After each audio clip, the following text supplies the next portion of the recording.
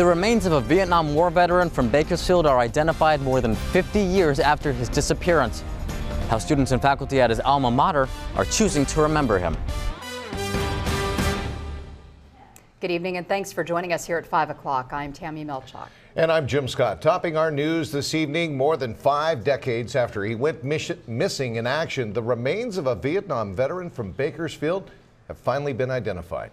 17's Eitan Wallace spoke with the sister and the nephew of the late James Mills and joins us now with details on his story. Eitan?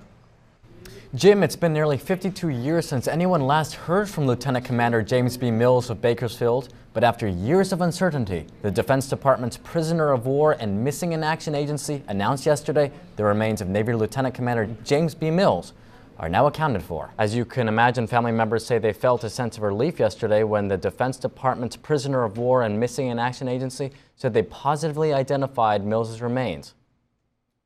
We never had any knowledge. When you have no knowledge, you just have a blank slate of uncertainty. Almost 52 years later, they found a rib in his wreckage.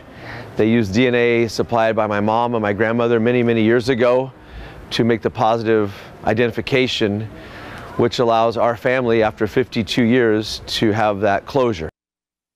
Mills' relatives say he was a popular student at Bakersfield High School, where he served as a student body vice president. He graduated in 1958. Today, Ken Hooper, who's in charge of archives at the school, said Mills will be fondly remembered.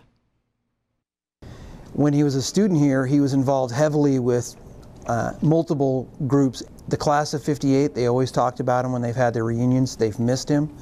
He was fondly remembered. So here on campus, we have the distinguished privilege of having a memorial plaque that was dedicated in his honor to remember the fact that he was lost and not recovered over Vietnam. We have been following him to see if his body was going to be recovered for years and years and years, and people have been all over Kern County have been waiting for this moment, and this is it's a very humbling moment to see that he's finally coming home. Hooper says his students will honor Mills this Friday by waving American flags on campus and sharing his story with other students. That's a fitting day to honor Mills because this Friday would have been his 78th birthday.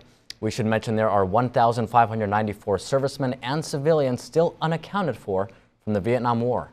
Eitan Wallace, 17 News. Eitan, thank you.